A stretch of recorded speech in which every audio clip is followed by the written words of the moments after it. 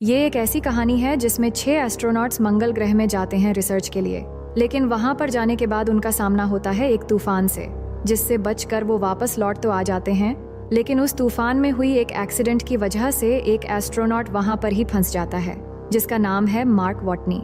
अब वहां पर फंस जाने के बाद वो कैसे सरवाइव करता है और क्या वो मंगल ग्रह से वापस धरती पर लौट आ भी पाता है या नहीं, जानेंगे हम इस कहानी में।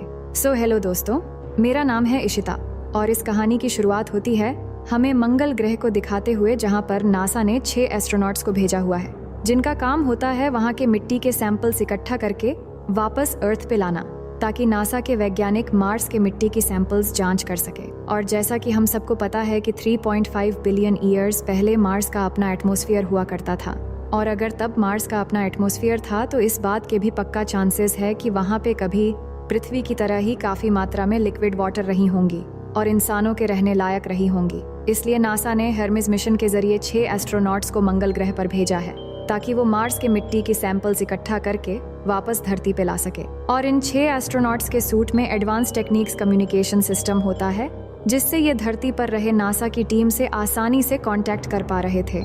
अब ये 6 एस्ट्रोनॉट्स अपने मिशन को अच्छी तरह अंजाम भी दे रहे होते हैं और इन्हें बस 7 और मिट्टी के सैंपल्स इकट्ठा करके इनका ये मिशन यहीं पे खत्म हो जाएगा। सब कुछ सही जा रहा होता है कि तभी धरती पर नासा की टीम को एक वार्निंग मिलती है कि इनके मिशन के साइट एरिया में एक बहुत बड़ा तूफान आने वाला है। और ये खबर जब लुइस को पता चलती है, जो कि इन 5 एस्ट्रोनॉट्स की कमांडर होती है, तो वो तुरंत मिशन अबोर्ड करने का फैसला करती है। अब यहाँ पे तूफान आ भी चुका था, इसलिए लुइस हर्मीस स्पेस शटल को डिपार्चर करने का ऑर्डर दे देती है। लेकिन इसी तूफान में इनके एक साथी, जिसका नाम मार्क वॉटनी होता है, इससे एक एंटीना का टुकड़ा आकर टकराता है, जिससे वो काफी दूर जाके गिरता है। अब लुइस बाकी 4 साथियों को हर्मिस स्पेस शटल को लॉन्च करने की तैयारी करने को कहकर खुद मार्क वॉटनी को ढूंढने के लिए निकल जाती है, लेकिन काफी देर तक ढूंढने के बाद भी उसे मार्क नहीं मिलता, और साथ ही मार्क का कम्युनिकेशन सिस्टम भी खराब हो जाता है, जिससे क्रू मेंबर्स उससे कम्युनिकेट नहीं कर पा रहे थे। इसलिए बाकी क्रूज को लगता है कि अब तक मार्क वॉटनी मर चुका होगा।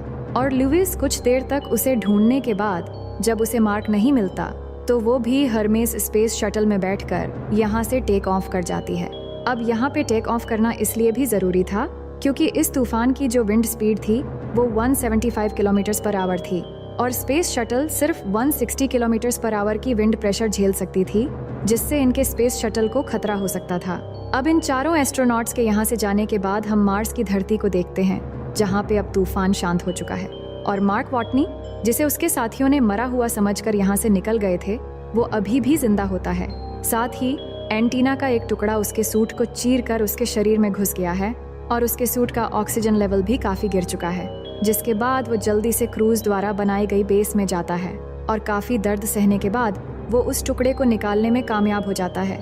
लेकिन अब उसके पास नासा से कम्युनिकेट करने के लिए कोई भी विकल्प नहीं होता, तो अब वो हैब के अंदर नासा के लिए एक वीडियो रिकॉर्ड करता है, ताकि अगर वो मर भी जाए तो आने वाले मिशंस में नासा उसकी वीडियो देख पाए।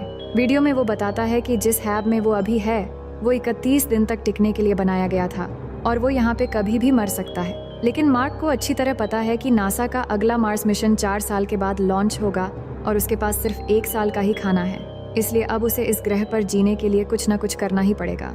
वहीं दूसरी तरफ हमें अर्थ पे नासा के हेडक्वार्टर दिखाया जाता है, जहाँ नासा के डायरेक्टर मीडिया को बताते हैं कि मार्स में एक तूफान की वजह से उनको अपना मिशन अबोर्ड करना पड़ा, और टेक ऑफ करते दौरान हमारे एक बेहतरीन एस्ट्रोनॉट मार्क वॉटनी तूफान के चपेटे में आ गए, जिससे उनकी मौत हो गई, और बाकी एस्ट्रोनॉट्स अब अर्थ की तरफ वापस आ रहे हैं। ये खबर सुनकर सारी दुनिया में एक दुख की लहर छा गई, क्योंकि मार्क वॉटनी की गिनती एक बेहतरीन एस्ट्रोनॉट में होती थी। वहीं अब मार्क वॉटनी को दिखाया जाता है, जो ये सोच रहा है कि वो किस तरह मार्स पे जीवित रहेगा। वो बाकी साथियों के केबिन से खाना निकालता है और हिसाब लगाता है कि ये खाना सिर्फ 300 दिनों तक चल सकता है, और अगर वो कम खाए तो ये खाना वो 400 दिनों तक चला सकता है। लेकिन इसके बावजूद उसे 3 साल का खाना और चाहिए होगा, क्योंकि नासा का अगला मिशन 4 साल के बाद लॉन्च होगा। तो वो खुद से कहता है कि ऐसे ग्रह पे जहाँ कुछ भी नहीं उगता, वहाँ पर उसे किसी तरह 3 साल की ओर खाने का इंतजाम करना पड़ेगा। लेकिन मार्क एक बहुत ही हिम्मत वाला इंसान होता है, साथ ही साथ वो एक बॉटनिस्ट भी होता है। अब अगले दिन पूप करने के बाद जब वो फ्लश करता है, तो उसके दिमाग में अचानक एक आइडिया आता है, जिसके बाद वो कुछ आलू लेता है और उन्हें काटकर खेती के लिए तैयार करता है। क्योंकि वो एक बॉटनिस्ट होता है तो वो उस खेती के लिए परफेक्ट क्लाइमेट भी तैयार कर देता है, यानी कि एक ऐसी पॉली हाउस जहाँ वो उन तमाम कंडीशन को तैयार करता है जो कि एक पौधे के उगने के लिए सूटेबल होती है। क्योंकि मार्स की मिट्टी में न्यूट्रिएंट्स नहीं होते, इसलिए वो अपने वेस्ट को खाद की तरह यूज करता है और सारे आलू बो देता है। लेकिन उसके सामने अब सबसे बड़ी समस्या होती है पानी की। वहीं दूसरी तरफ धरती पे मार्क वॉटनी का फ्यूनरल कर दिया जाता है और पूरी नासा की टीम उसके फ्यूनरल में शामिल होती है। वही मार्क को मार्स पे अब 31 दिन हो चुके हैं और अब वो पानी बनाने का प्रोसेस शुरू कर देता है। उसके पास सैकड़ों लीटर हाइड्रोजन पड़ा होता है जो कि स्पेसशिप में ईंधन के रूप में काम आते हैं, जिसे वो इरिडियम ऑक्साइड कैटलिस्ट से गुजार कर हाइड्रोजन और नाइट्रोजन को अलग करता है और फिर हाइड्रोजन को ऑक्सीजन के साथ मिलाकर उसे एक जगह पे जलाता है। लेकिन जब वो पहली बार ऐसा करता है तो वहाँ पे ब्लास्ट हो जाता है, क्योंकि वो उस ऑक्सीजन को ऐड नहीं करता जो कि उस समय उसके सांस के दौरान रिलीज हुई थी। लेकिन दूसरी बार वो स्पेस हेलमेट पहनकर सक्सेसफुली ये काम कर देता है। इसके बाद धरती पे विंसेंट कपूर को दिखाया जाता है जो कि नासा हेडक्वार्टर में पहुंचकर नासा के डायरेक्टर से सैटेलाइट को एरिस 3 मिशन साइट एरिया की तरफ मोड़ने को कहता है। लेकिन डायरेक्टर टेडी उसे ये करने से मना कर देता है, क्योंकि अगर उन्होंने ऐसा किया तो फिर मार्क वॉटनी की लाश पूरी दुनिया को दिखाई पड़ेगी, जिससे नासा की इमेज खराब हो सकती है। लेकिन विंसेंट कपूर हार नहीं मानता और एरिस 3 मिशन साइट एरिया के कोऑर्डिनेट्स वो मिंडी पार्क को भेजता है जो कि सैटेलाइट एक्सपर्ट होती है। अब मिंडी जब सैटेलाइट के कैमरास उन कोऑर्डिनेट्स की तरफ मुड़ती है तो वो देखती है कि मिशन सेट में सारी इक्विपमेंट्स अपनी जगह से दूसरी जगह पे शिफ्ट हो गए हैं। और ये बात जब वो नासा के डायरेक्टर को बताते हैं तो वो इस बात को ये कह के टाल देते हैं कि हो सकता है कि तूफान की वजह से ऐसा हुआ हो। लेकिन विंसेंट उसे बताता है कि सोलर पैनल्स को भी साफ किया गया है और सोलर पैनल्स तूफान से साफ नहीं हो सकते, जिससे डायरेक्टर को भी पता लग जाता है कि मार्क अभी भी जिंदा है। अब ये बात नासा की डायरेक्टर्स को उलझन में डाल देती है, क्योंकि मार्क की मौत की खबर पूरी दुनिया में फैल चुकी है, यहाँ तक कि उसका फ्यूनरल भी हो चुका है। तो अब नासा किस मुंह से मीडिया के सामने ये कहेगा कि मार्क अभी भी जिंदा है। अब नासा के डायरेक्टर टेडी कहते हैं कि मार्क के बाकी क्रूज को उसके जीवित होने की खबर नहीं मिलनी चाहिए, क्योंकि वो परेशान हो जाएंगे और फिर कुछ गलत कदम उठा सकते हैं। इसके बाद नासा के एडमिनिस्ट्रेटर मीडिया को बता देते हैं कि मार्क वॉटनी अभी भी जिंदा है और वो उससे संपर्क करने की कोशिश कर रहे हैं। वहीं मार्क को दिखाया जाता है जहां उसे अब तक 54 डेज हो चुके हैं और इसी दिन उसे एक गुड न्यूज़ भी मिलती है जब वो देखता है कि जो आलू उसने बोए थे उनमें से एक आलू का पौधा उग चुका है। अब रात को मार्क हिसाब लगाता है कि नासा का अगला मिशन अरीज 4 उससे 3200 किलोमीटर की दूरी पे उतरेगा और उसे तब तक वहाँ पे पहुँचना होगा। जिसके बाद वो डिसाइड करता है कि उसके पास 2 रोवर है और दोनों रोवर मैक्सिमम 35 किलोमीटर की दूरी तय कर सकते हैं, लेकिन उन्हें चार्ज करने के लिए वापस हैब में आना पड़ेगा और यही उसके सामने सबसे बड़ी दिक्कत होती है। दूसरे दिन वो ट्राई करता है अरीज 4 मिशन सेट एरिया तक जाने का, लेकिन सूरज ढलने के बाद मार्स का टेम्परेचर -16 डिग्री तक पहुंच जाता है, जिस वजह से वो वापस हैब में आ जाता है। ऐसे ही करके वो कई दिन एरिस 4 जाने के लिए सही रास्ते का मुआयना करता है और अब वो ठंड से बचने का सोल्यूशन भी ढूंढ लेता है। दरअसल नासा ने पिछले मिशंस के जरिए मार्स की धरती पे एक प्लैटिनम बॉक्स गाड़ा हुआ था, तो मार्क उसी बॉक्स को बाहर निकालता है जो कि एक थर्मो इलेक्ट्रिक जनरेटर होता है और इसे वो अपने रोवर में रखता है ताकि उसे ठंड से बचने के लिए अपना हीटर ऑन करना ना पड़े, क्योंकि हीटर ऑन करने पर उसके रोवर का चार्ज खत्म हो जाता है। अब कुछ और दिनों तक वो यही सिलसिला कंटिन्यू करता है और आज उसे 79 डेज हो चुके हैं और अब तक उसके बोए हुए आलू भी बड़े हो चुके हैं। वो उन्हें निकालता है और बड़े आलूओं को खाने के लिए यूज करता है और छोटे आलूओं को फिर से बो देता है। वहीं धरती पे नासा की टीम मार्क तक खाना पहुंचाने की प्रोसेस पे जुड़ जाते हैं, लेकिन इस प्रोसेस में उन्हें 1 साल लगेगा, क्योंकि धरती से मार्स की दूरी अभी के समय कुछ ज्यादा होती है। इधर मार्क किसी तरह नासा वालों से कांटेक्ट करना चाह रहा है ताकि वो उनसे उनके मिशन के बारे में जानकारी ले पाए, लेकिन कम्युनिकेशन का कोई भी माध्यम उसके पास नहीं होता। तभी उसे ध्यान आता है कि 1996 में नासा ने एक मिशन के जरिए पाथफाइंडर को मार्स की धरती पे भेजा था, लेकिन बैटरी खत्म होने की वजह से वो डीएक्टिवेट हो गया था। तभी मार्क उस पाथफाइंडर को ढूंढता है जो कि मिट्टी में दब गया था। वहीं इधर नासा में मार्स मिशन के डायरेक्टर विंसेंट कपूर को उसके प्लान के बारे में पता चल जाता है, इसलिए वो तुरंत कैलिफोर्निया जाता है और पाथफाइंडर की टीम से मिलता है, जहां साइंटिस्ट उसे पाथफाइंडर का ट्विन्स मॉडल दिखाते हैं। वही इधर मार्स की धरती पे मार्क किसी तरह उस पाथफाइंडर को ठीक कर देता है और नासा को भी उसके एक्टिव होने का सिग्नल मिल जाता है। जिसके बाद मार्क 3 बोर्ड लेता है, जिसमें से एक बोर्ड पे वो कैन यू सी मी लिखता है और दूसरे बोर्ड पे यस लिखता है और तीसरे पे लिखता है नो। और इधर नासा की टीम को जब ये मैसेज मिलता है तो वो पाथ फाइंडर का कैमरा यस की तरफ मोड़कर मार्क को इन्फॉर्मेशन दे देते हैं कि धरती से सब उसे देख रहे हैं, और इस बात से मार्क काफी खुश हो जाता है।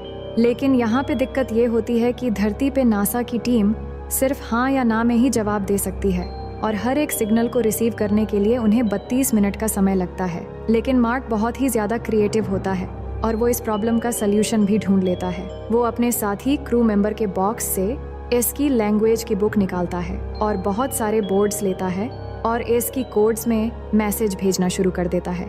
वही नासा की टीम भी उसकी तरह अपने रोवर के चारों तरफ एस की कोड्स रख देते हैं और जो भी कुछ नासा वाले उससे कहना चाह रहे हैं वो उस कोड की तरफ कैमरा मोड़ देते हैं और फिर मार्क उस मैसेज को डिकोड करता है। और एस की कोड की वजह से ही नासा वाले मार्क को सॉफ्टवेयर पैच भी भेज देते हैं, जिससे मार्क अब नासा वालों से बड़ी आसानी से कांटेक्ट कर पा रहा है। अब नासा मार्क को मैसेज भेजते हैं कि नासा उसके लिए खाना भेज रहा है ताकि वो 4 साल तक सरवाइव कर पाए। मार्क उनसे पूछता है कि क्या उसके क्रू मेंबर्स को ये पता है कि वो अभी मंगल ग्रह पे जिंदा है, जिस पे नासा कहता है कि अब तक ये बात उन्हें नहीं बताया गया। जिसके बाद में जब नासा वाले मार्क के क्रू मीट्स को उसके बारे में बताते हैं तो सारे क्रूज बहुत ही निराश हो जाते हैं, क्योंकि उन्हें लगता है कि उन्होंने अपने साथी को मार्स पर मरने के लिए छोड़ दिया था। वहीं इधर मार्क के साथ अचानक एक हादसा हो जाता है।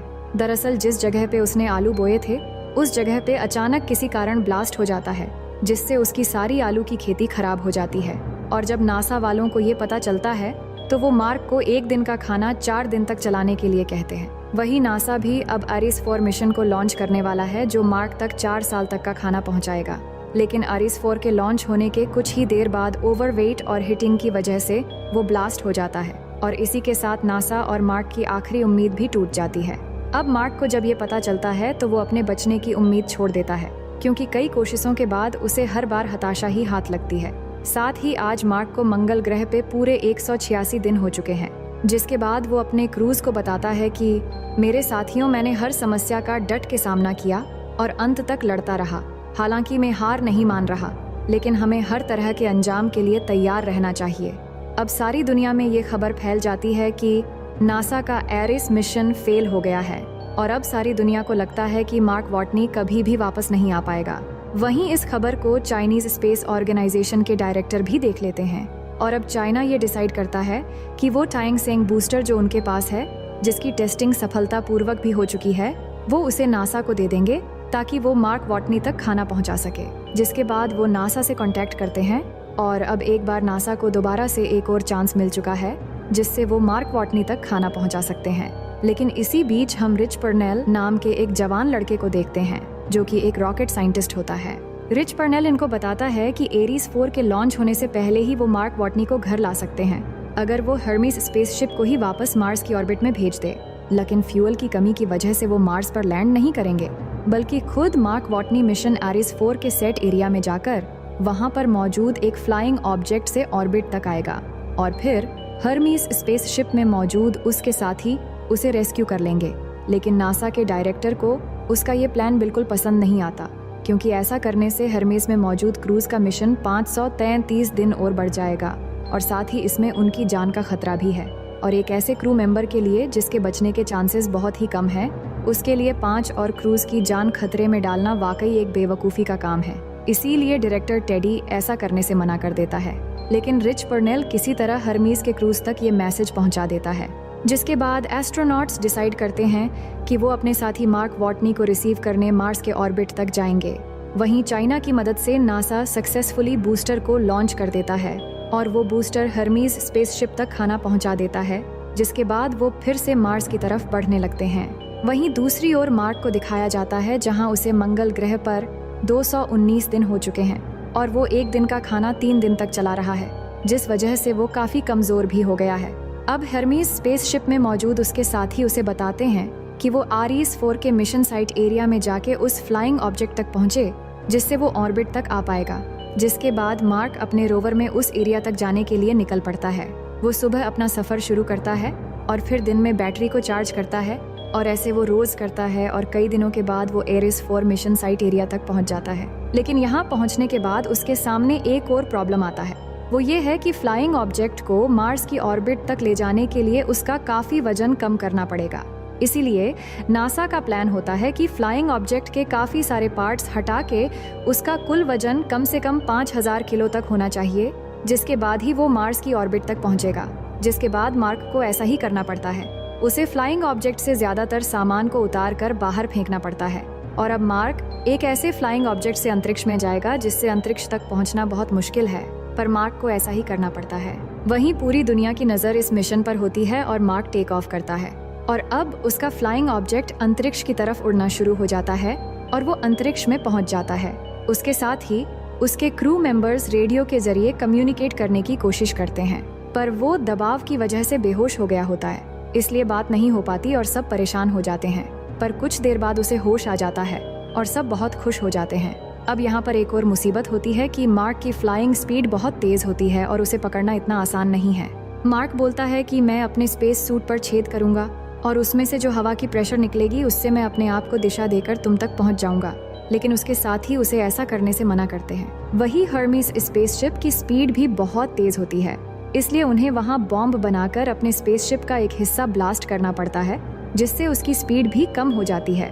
और अब उन्हें मार्क अपनी ओर आता हुआ दिखाई देता है और स्पेसशिप की कमांडर लुइस एक फ्लाइंग चेयर पर बैठकर मार्क को पकड़ने के लिए जाती है, पर जिस रस्सी से वो बंधी होती है वो कम पड़ जाती है और मार्क तक पहुंचना नामुमकिन हो जाती है। लेकिन तभी मार्क यहाँ पर वही करता है जो उसने कहा था। वो अपने स्पेस सूट पर छेद करता है और अपने फ्लाइंग ऑब्जेक्ट को छोड़ देता है, जिससे उसके स्पेस सूट से निकलने वाली हवा के प्रेशर के जरिए वो अपने आप को दिशा देता है और किसी तरह से लुइस तक पहुंच जाता है।